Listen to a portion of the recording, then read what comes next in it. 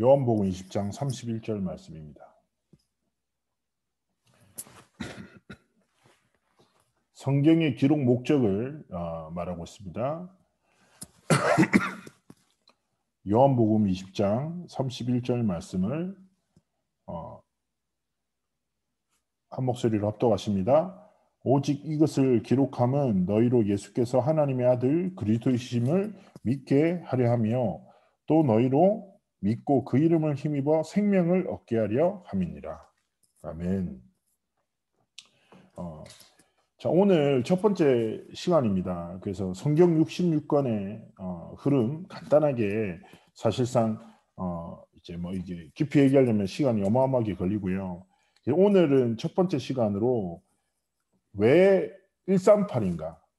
계속 목사님이 138, 138, 138 얘기하는데 이게 왜 중요하고 왜 오직이 돼야 되는지 성경 전체의 흐름을 간단하게 되짚어 보면서 좀 원역으로 붙잡고 확인하는 시간을 가지고자 합니다. 그리고 베이직 다락방은 목적 자체는 우리 21교구 중요한 성도님들이 강단의 말씀의 흐름을 따라 237 서밋 치유의 여정을 우리가 함께 걸어갑니다. 그렇죠. 그런데 개인의 시간표에 따라서 말씀 자체가 깊이 이해되지 못하거나 또 어려우실 수도 있죠. 그래서 다락방에서 전하고 있는 이 말씀의 흐름들을 우리 성도님의 시간표에 맞춰서 좀 쉽게 전달해서 실제 내 개인의 언약으로 붙잡고 실제 그 언약 속에서 함께 하나님의 절대의 여정을 향해서 함께 걸어가보자. 그래서 중요한 소통을 우리가 말씀 많이 듣잖아요. 10가지 발판, 10가지 비밀, 9가지 흐름을 진짜 복음에서 깊이 이제 풀어서 같이 소통하고 나누고자 합니다. 그래서 오늘 첫 번째는 성경 66권에 대한 객관적인 흐름과 왜 오직 138을 붙잡아야 되는지 나누고자 하는데요. 자, 뭐 다들 아시죠? 성경은 66권으로 기록되었습니다. 그죠? 구약이 39권이고 신약이 27권이에요. 그런데 이게 기본적으로 구성이 어떻게 되어 있냐면 모세 오경이라고 하죠. 시작점입니다. 이것을 율법서라고도 합니다. 창세기부터 신명기까지요. 그죠? 이 모세가 썼어요. 그리고 이후에 여호수아서부터 에스더서까지를 역사서라고 합니다. 실제 이스라엘의 역사들을 과정들을 계속 기록하고 있죠. 그리고 욥기부터 아가서까지를 지혜서, 시가서라고 얘기하고요. 그리고 잘 아시다시피 지혜에 대한 가장 대표적인 게 잠언과 전도서거든요. 잠언에서 말하는 지혜는 뭡니까? 하나님을 아는 것이 지혜의 근본이며 모든 것이다. 간단하게 꿀팁을 드리자면 잠언서는 31장까지 되어 있습니다. 그래서 하나님이 주신 지혜로 살고자 하는 신앙인들이 이렇게도 활용 많이 해요. 성경 아침에 읽을 때 하나님 내가 내 생각이 아니라 하나님의 지혜로 살아가겠습니다 하고 뭐 오늘이 뭐 10일이다 그러면 10장을 보고 그리고 잠언서 성경을 보면 근본적으로는 여호와를 경외하는 것이 지혜식의 근본이라고 말하지만 그 외에도 굉장히 상식적이고 기본적인 아주 중요한 지혜에 대한 것 하나님의 말씀 속에서 많이 표현되거든요. 또 다른 지혜서인 전도서는 메시지가 이겁니다. 내가 다 해봤어. 솔로몬이 기록했거든요. 모든 것이 헛되고 헛돼. 참된 것은 하나님의 것밖에 없어. 이렇게 표현하는 겁니다. 그래서 시가서가 흘러가고 그 다음에 선지서, 대선지서, 소선지서라고 하는데 예언서가 17권으로 구성되어 있습니다. 그게 구약이죠. 그 신약은 27권이에요. 신약은요. 어떻게 구성되어 있습니까? 첫 번째 사복음서예요. 사복음서가 너무너무 중요한 게요. 뭡니까? 구약에 예언되었던 그리스도가 이 땅에 오셔서 그분이 예수님이야. 그래서 사복음서 목적 자체가 예수가 그리스도이심을 증언해 예수님의 제자 중에서 마태의 눈으로 본 예수는 그리스도 마태복음, 마가의 눈으로 본 예수는 그리스도 마가복음, 누가의 눈 요한의 눈으로 본 예수는 그리스도 누가복음 요한복음이죠. 그리고 신약에는 딱 역사서가 한 권이에요. 그게 뭐냐면 사도행전입니다. 사도행전만 역사서예요. 근데 사도행전의 기록의 시기가 한 28년에서 30년간의 기록이거든요. 자, 잘 보세요. 사도행전 1장을 언약장이라고 하죠. 그게 뭐예요? 예수가 그리스도 되심을 깨달았어요. 그리고 모여서 1장 14절에 기도하잖아요. 2장 1절에 그 하나님이 주신 성령의 충만한 역사가 시작되어져요. 2장부터. 그리고 3장부터 28장까지는 뭐예요? 이 그리스도의 복음을 들고 갔더니 일어났던 현장의 사건들과 일들을 계속 기록하고 있어요. 그래서 신약의 유일한 역사서가 바로 사도행전인데 그 나머지 21권은 뭐예요? 사도들의 편지, 이거를 서신서라고 하거든요. 21권, 로마서부터 유다서까지. 자, 이건 뭐예요? 사도행전이 뭐예요? 사도행전 1장 8절 언약을 붙잡고 바울이 1차, 2차, 3차 전도여행을 떠나지요. 그죠? 계속 전도여행을 떠나요. 뭐 쉽게 얘기하면 뭐 이렇게 모르는 분도 많이 계세요. 갈라디아서는 뭐냐? 바울이 먼저 전도여행에서 갈라디아 지방에 가서 복음을 전하고 교회를 세웠어요. 근데 거기 머물 수가 없잖아요. 절대 목표를 향해서 계속 움직여야 되니까. 다른 지역에 갔어. 에베소에 갔어. 에베소에서 복음을 전하고 있는데 갑자기 갈라디아 교회에 소식이 들리는 거예요. 갈라디아 교회 이런 갈등이 있고 이런 흐름들이 있습니다. 이렇게 전달되죠. 그러면 바울이 기도하면서 자기가 복음을 전했던 갈라디아 교회에 편지를 써요. 그 편지가 갈라디아서예요. 자, 그래서 에베소, 골로새, 갈라디아 이건 뭐냐? 쉽게 얘기하면 도곡지교회, 서초지교회 뭐 이런 거예요. 전도자가. 그렇게 편지를 쓴 게 서신서가 성경이 됐고, 그리고 서신서 중에서는 개인에게 중요한 제자, 디모데, 디도, 빌레몬과 같은 중요한 중직자와 젊은 목회자에게 전달하는 성경도 있지요. 그리고 유일하게 기록된 예언서가 바로 요한계시록입니다. 요한계시록은 항상 논란이 있어요. 해석에 따라서. 그리고 요한계시록을 잘못된 해석으로 말미암아 전 세계 이단들도 일어납니다. 굉장히 혼란을 주죠. 자, 그렇게 66권으로 구성되는데 성경은 한 40여 명의 저자가 기록했어요. 그리고 기록연대를 창세기 12장 이후부터 연대로 하거든요. 그전은 정확하게 연도를 기록하지 않습니다. 한 1500에서 1600년간의 기록이다라고 이야기합니다. 그리고 뭐 아시는 대로 구약은 히브리어로 기록되었고 신약은 그 다음에 헬라어로 기록되었고 또 구약의 후반과 신약은 또 아람어. 예수님은 아람어를 그때 이제 쓰셨다라고 기록돼 있어요. 자, 이렇게 성경이 돼 있는데 자, 여기서 되게 중요한 것을 우리가 꼭 기억하셔야 됩니다. 이렇게 성경이 기록되었고 그리고 지금도 성경 자체는 뭐 전 세계에 가장 영향을 끼치는 책이죠. 지금까지 전 세계 성경책이 몇 권 팔렸는지 아세요? 50억 권이 팔렸다고 합니다. 그리고 저도 이제 기록을 통해서 이제 알고 있었지만 확인해 본 결과 한 전 세계 언어가 한 8,000개 정도가 있대요. 언어가 엄청 많죠. 우리가 아는 언어는 그렇게 많지 않잖아요. 그래서 류 목사님이 5천 미전도 종족을 향해서 이제 가슴을 품는 거는 진짜 하나님 앞에서 되게 중요한 시대적 소명과 사명이라고 생각합니다. 그런데 지금까지 한 3천여 개의 전도 언어가 성경으로 번역돼 있죠. 그리고 전 세계를 대표하는 언어는 다 번역돼 있습니다. 그런데 아직도 2억 5천 명 정도가 자신의 언어로 하나님의 말씀을 보지 못하고 듣지 못하고 있습니다. 그래서 하나님 앞에서 우리가 237 치유 서밋의 언약을 붙잡고 아 그렇구나. 하나님의 생명의 말씀, 성경이 진짜 읽고 듣고 믿는 자에게 하나님이 참 구원과 생명 주시죠. 그런데 아직도 2억 5천 명 이상 그리고 수많은 미전도 종족들 그리고 8,000개 언어 중에서 5,000개 언어로는 하나님의 말씀이 번역되지 않았습니다. 그래서 우리가 앞으로 전도운동과 함께 인도받아 나가야 될 되게 중요한 사명이 있죠. 자, 이렇게 성경의 기본 틀이 있는데 자, 신학에서도 그렇고 성경에서도 성경은 세 가지 큰 줄기로 올라가요. 첫 번째가 뭐냐? 이 단어를 꼭 기억하세요. 구속사입니다. 구속사. 구속사가 뭡니까? 역사는 무엇을 관점으로 보는가 따라서 달라지죠. 그래서 음악 중심으로 역사를 보는 거 음악사라고 하지요. 그리고 돈의 흐름을 중심으로 보는 걸 경제사라고 하지 않습니까? 근데 구속사라는 건 무엇입니까? 하나님이 펼쳐나가시고 완성해 나가시는 구원 중심으로 역사를 보는 겁니다.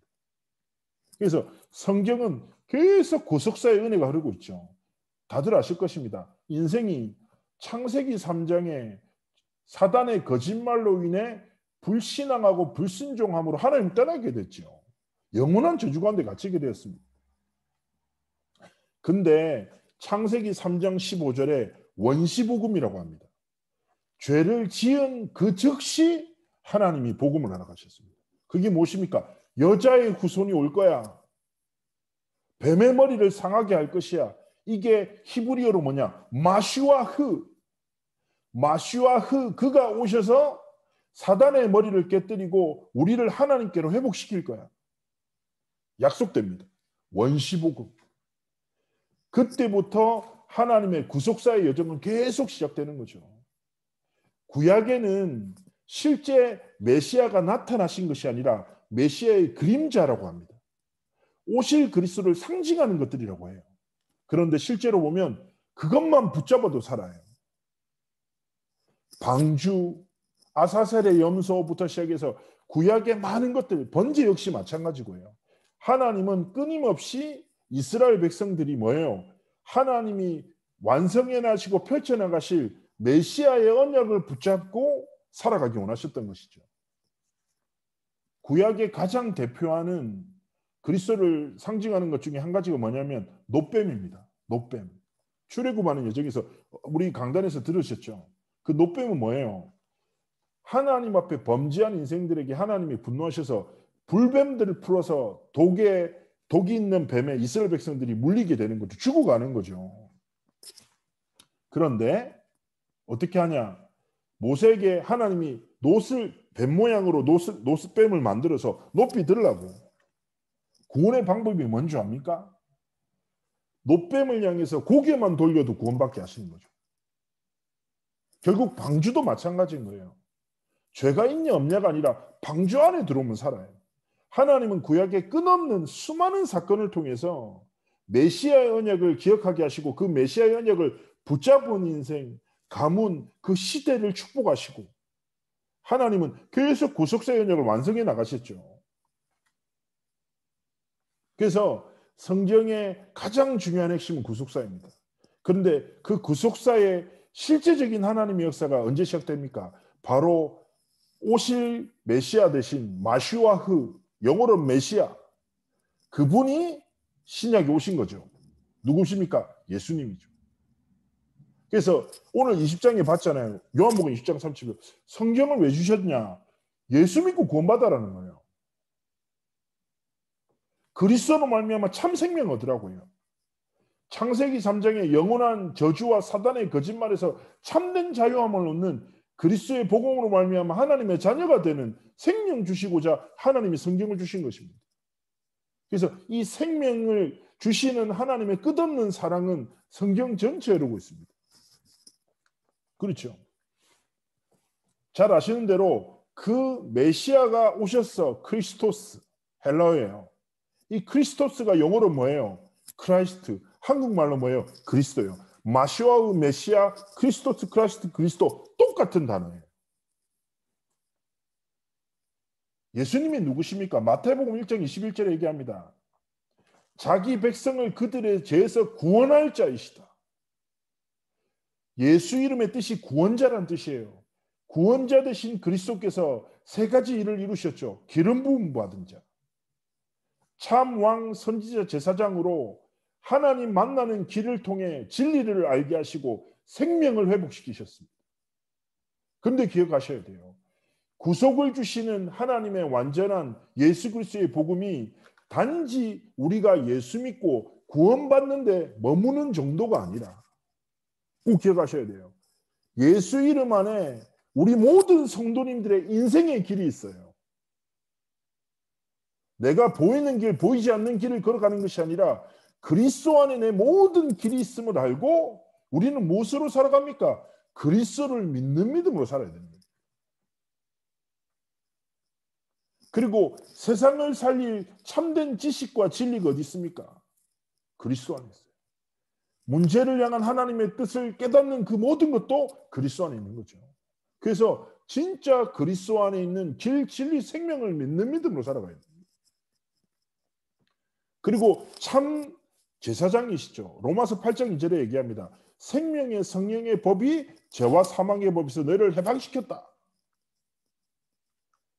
자, 우리는 그리스도로 말미암아 죄사함을 얻었습니다. 그리스도께서 십자가에서 모든 문제를 대속하셨어요. 이것을 통해서 하나님의 구속, 구원을 완성하셨죠.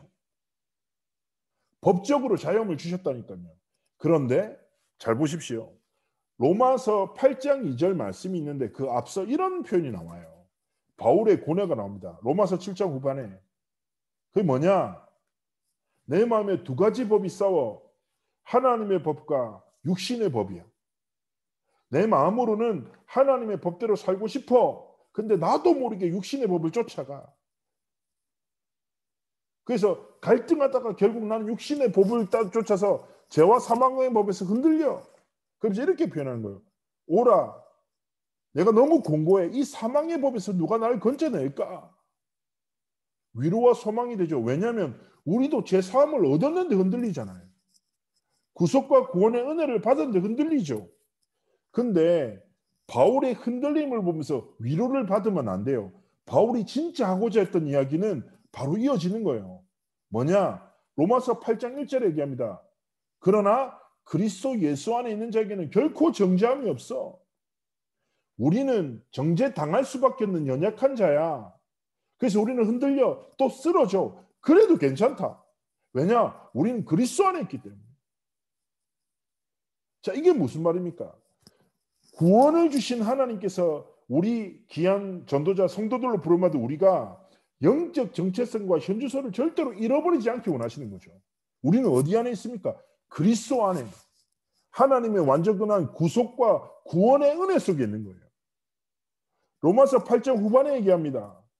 이 하나님의 사랑, 구원의 은혜에서 생명이나 사망이나 천세자리나 장래나 적신이나 위험이나 칼이나 그 무엇도 하나님의 사랑에서 끊을 수 없다라고. 기억하셔야 돼요. 하나님이 주신 구속은 완전한 거죠. 그리고 무엇입니까? 왕 되신 그리스도. 예수 구원자 되신 예수님께서 참 선지자 제사장 왕의 일을 십자가에서 이루심으로 말미암아 하나님의 구속과 구원을 완성시키셨죠. 사단의 머리를 박살내셨어요. 사단의 일을 멸하셨습니다. 세상은 어둠이 가득합니다. 그러나 우리가 믿고 살아갈 것은 시대의 어둠을 보면서 두려워함이 아니라 시대를 살릴 참 생명의 빛이 내 안에 있음을 알고 그리스도의 생명의 빛으로 현장을 살리는 삶과 길을 걷기를 원하시는 거죠. 그래서 성경은요, 얘기했잖아요. 66권 구약에서는 오실 그리스도를 말하고 신약에서는 오실 그리스도를 증거하는 겁니다. 이 그리스도로 말미암아 하나님 주신 축복이 뭐라고요? 구속, 구원의 은혜를 주신 거예요. 성경은 이것 중심으로 흘러요. 두 번째가 뭐예요? 하나님의 나라의 완성입니다. 자, 창세기 12장에서 아브라함이 시작됩니다. 이때 시대를 뭐라고 합니까? 족장 시대라고 해요. 국가가 성립이 안 됐어요. 족장 시대예요. 그 다음 시대가 뭐예요? 사사 시대예요. 사사라는 건 뭐냐? 쉽게 얘기하면 민족의 지도자예요. 근데 사사 시대 때 마지막 장면이 뭐예요? 여러 명의 사사가 있었습니다. 그런데 왕이 없으므로 저마다의 기준을 따라 사람들이 살아갔던 거죠. 그러면서 하나님은 사무엘이라는 선지자를 통해서 첫 번째 뭘 시작합니까? 통일왕국 시대를 여세요. 그게 뭡니까? 사울을 왕으로 세우시죠. 그리고 그 다음에 이어져서 분열 왕국 시대가 나누어집니다. 남유다와 북이스라엘, 사마리아 땅이 수도로 삼아서 찢어지고 갈라지죠. 그리고 계속 이어서 노예되고 속국되고 포로되고 계속 반복됩니다. 그런데 이 성경에서 참 하나님의 국가가 형성되고 분열되고 이 과정 속에서 하나님은 결국 무엇을 완성시켜 나가냐? 하나님의 성전과 하나님의 교회를 완성시켜 나가십니다. 그래서 어쩌면 우리가 걸어가는 길이 뭐예요? 하나님의 나라를 완성시키는 여정을 걸어가는 겁니다. 뭐예요? 올바른 성전과 올바른 교회를 통해서 하나님이 분명히 약속하신 그 심판의 날에 하나님의 나라를 완성시키는 여정을 걸어가는 거죠. 그래서 신약적으로 구속사의 관점과 하나님 나라의 완성을 가지고, 그래서 우리가 237 치유 서밋의 여정을 왜 걸어갑니까? 결국 궁극적으로는 하나님이 우리에게 맡기신 하나님의 나라의 완성이라는 그 목적을 향해서 우리가 함께 걸어가는 거예요. 왜 5천 미전도 종족 속에 들어갑니까? 하나님의 나라의 복음, 천국의 복음, 생명의 복음을 모든 민족, 땅끝, 만민에게 증거를 하셨죠. 그래서 우리가 이 땅을 살아가는데 성경 전체가 하나님의 나라의 시작과 하나님의 나라의 완성과 하나님의 나라의 비전을 가지고 우리의 삶의 여정이 계속 이루어져 나가는 것입니다. 이게 사명인 거죠. 자, 그러면 성경도 그렇고 교회사도 마찬가지입니다. 하나님은 구속사에 방향 맞춘 사람, 하나님 나라의 완성을 향해서 삶의 여정을 걸어가는 모든 자에게 뭘 주십니까? 성령의 권능을 부으십니다. 이게 성령이에요. 하나님은 구속사의 언약을 붙잡고 참 구속과 구원의 해답 대신 그리스도를 증거할 자, 그리스도를 믿는 믿음으로 살아간 자에게 뭘요? 하늘 군대를 동원하시고 보좌의 능력으로 시공간을 초월하는 역사를 역사하시죠. 무엇을 통해요? 성령 하나님을 통해서. 하나님의 나라의 완성을 하나님 앞에 꿈꾸는 자를 위해서 하나님은 하나님 나라의 사명을 감당하고 이뤄나가도록 뭘 주십니까? 성령의 충만함을 주시는 거예요. 기억하셔야 됩니다. 구약시대 때도 마찬가지입니다. 구약시대 때 뭐라고요? 오실 그리스도를 바라보며 그 시대 속에서 주어진 삶의 언약을 붙잡고 하나님의 나라를 꿈꾸며 살아갔던 구약의 모든 전도자들과 렘넌트들에게 하나님 뭘 주셨다고요? 성령의 권능과 세임을 통해 그 시대의 사명 감당할 모든 것을 공급하셨어요. 신약도 마찬가지입니다. 제가 말씀드렸잖아요. 사복음서 이후에 성경의 역사서가 사도행전이라고요. 사도행전.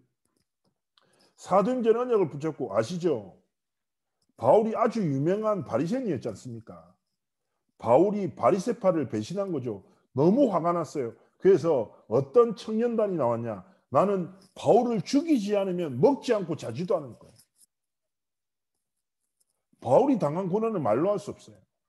엄청난 핍박과 두려움이 있었어요. 그런데요, 바울은 죽음의 위협, 실제 돌에 맞아 죽은 줄 알고 성 밖에 버려지잖아요. 근데 다시 일어나서 그 성으로 들어가서 복음을 전합니다. 왜 그렇습니까? 바울이 대단합니까? 저는 그렇지 않다고 생각합니다. 대단하죠, 당연히. 그런데 하나님은 하나님의 구속과 하나님의 나라를 완성하기 위해 생명건 바울에게 이 사명 감당하기 위해서 필요한 모든 것을 채우신 거죠. 마찬가지입니다. 교회에서도 마찬가지고요. 그리고 아시죠? 사도행전이 28년에서 30년간의 기록이라고 하잖아요. 그런데 로마는 250년 만에 변화됐잖아요. 근데 이 시간의 간극이 있잖아요. 근데 교회사에서 뭐라고 하냐? 예수님의 제자들의 시대를 사도 시대라고 합니다. 그게 사도행전이 그때 기록됐어요. 그러면 그 다음 시대를 뭐라고 합니까? 속사도 시대라고 하고요. 속사도 시대. 예수님의 제자들의 시대라고. 그 다음이 뭐예요? 언제 로마가 복음화됐어요? 이름 모를 제자의 시대. 근데 교회사를 아시다시피 핍박이 점점 심해져요. 나중에는 교회사 기록을 보시면 아시는데요. 혹시나 기회 되시면 카타콤의 순교자들이라는 책을 한번 사보세요. 그 책에 보면 어떻게 우리 초대교회 성도들이 고난과 핍박을 하나님 앞에서 견뎌냈는지 잘 묘사하고 있습니다. 진짜 어려움을 많이 당했죠. 그런데요, 하나님의 복음이 로마 황제들이 미쳐가지고 나중에는 예수 믿는 그리스도인들을 학살하는 것이 스포츠가 됐다니까요. 콜로세움 경기장에서 굶주린 사다들에게 처음에는 젊은 그리스도인들만 죽이다가 나중에는 노인, 임산부, 어린아이까지 막 죽여요. 그럼 당연히 사라져야 되잖아요. 그 핍박 속에서. 그런데요, 이 복음이 사라지지 않고 하나님이 주신 반드시 구속사와 구속의 역사와 하나님의 나라의 완성, 이 하나님의 절대 언약은 반드시 성취됨을 믿는 믿음으로 성령의 충만함을 힘입어 살아가는 자를 통해서 이 복음이 또 다른 사람에게 전달되고 이 복음이 또 다른 후대들에게 전달돼서 점점 더 성령에 감동된 강력한 다음 세대가 일어났던 거죠. 그렇게 전달된 복음이 많은 나라를 거쳐서 우리나라는 조선 땅에까지 증거되었고, 그리고 하나님은 이 한국을 통해서 이 시대의 세계복음화의 언약, 복음의 회복을 통하여 또다시 구속과 하나님의 나라의 완성이라는 절대 사명을 향해서 우리가 걸어가기 원하시는 것입니다. 그래서 우리 귀한 전도자로 부름받은 21개 성도님들 꼭 기억하셔야 돼요. 138은 모든 것입니다. 그리스도 하나님 나라 성령 충만함이라는 것은 단순하게 내가 믿는 믿음 정도가 아니라 내 삶의 유일한 내용이고 내 삶의 유일한 가치며 방향이고 기준입니다. 하나님은 이 시대도 마찬가지입니다. 우리의 삶에 많은 현실적 갈등과 문제가 있죠. 대부분 사람들이 뭐 믿고 삽니까? 말씀 빼고 다 믿고 살죠. 사람의 말에 반응하지만 하나님의 말씀에 반응하지 않는 세대입니다. 어떤 책에서 봤더니까 이렇게 표현하더라고요. 지금 시대 그리스도인들은 어떤지 아냐? 하나님의 존재를 믿지만 능력을 믿지 않는 세대라고. 존재를 믿으니까 교회는 다녀요. 근데 능력을 믿지 않으니까 세상에서 말하는 능력을 내 능력으로 붙잡고 살고자 몸부림치는 거예요. 그게 뭡니까? 창세기 3장 6장 11절입니다. 나 물질 성공이 전부래요. 눈에 보이는 것, 육신적인 것이 모든 것인 줄 알고 살아가요. 그러나 하나님은 시대마다 눈에 보이는 것에 사로잡혀 살아가는 인생이 아니라 눈에 보이는 모든 것을 지으신 눈에 보이지 않는 하나님, 우리에게 주신 하나님의 생명의 복음 언약을 따라 삶을 살고 꿈을 꾸는 자를 통하여 지금 이 시대의 역사를 감당하시는 거죠. 신앙의 연수가 상관없어요. 오래 믿었다. 아무 상관없다니까. 직분이 중요한 게 아니에요. 우리가 무엇을 믿고 무엇을 꿈꾸며 살아가는 것가 모든 것이라니까. 정말 하나님이 한 번뿐인 삶, 우리 성도님들에게 여러 가지 시간표 상황이 있을 수 있어요. 그런데 눈에 보이는 것에 사로잡혀서 진짜 하나님의 것을 빼앗기지 않는 실수를 범하지 않았으면 좋겠습니다.